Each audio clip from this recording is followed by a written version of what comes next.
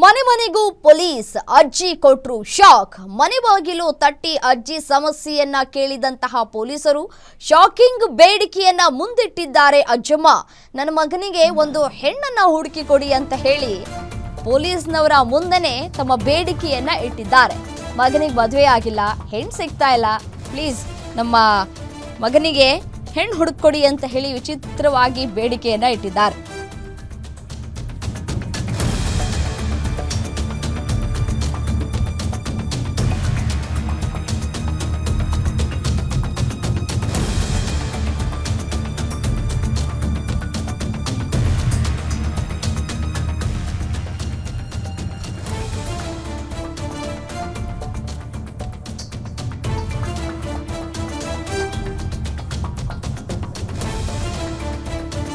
ನನ್ನ ಮಗನಿಗೆ ಒಂದು ಹೆಣ್ಣನ್ನ ಹುಡುಕಿ ಕೊಡಿ, ಮಗನಿಗೆ ಮದುವೆ ಆಗಿಲ್ಲ, ಹೆಣ್ಣು ಕೂಡ ಸಿಗ್ತಾ ಇಲ್ಲ, ಹೆಣ್ಣನ್ನ ಹುಡುಕಿ ಕೊಡಿ ಅಂತ ಹೇಳಿ ಕೇಳ್ಕೊಂಡಿದ್ದಾರೆ.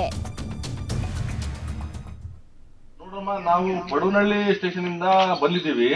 ಮನೆ ಮನೆ ಪೊಲೀಸು ಅಂತ ನಾವು ನಿಮ್ಮ ಮನೆ ಹತ್ರ ಬಂದಿದ್ದೀವಿ. ನಿಮ್ದು ಏನಾದ್ರೂ ಸಮಸ್ಯೆ ಇದ್ರೆ ನಮ್ಮ ಹತ್ರ ನೀವು ಹೇಳ್ಕೋಬಹುದು.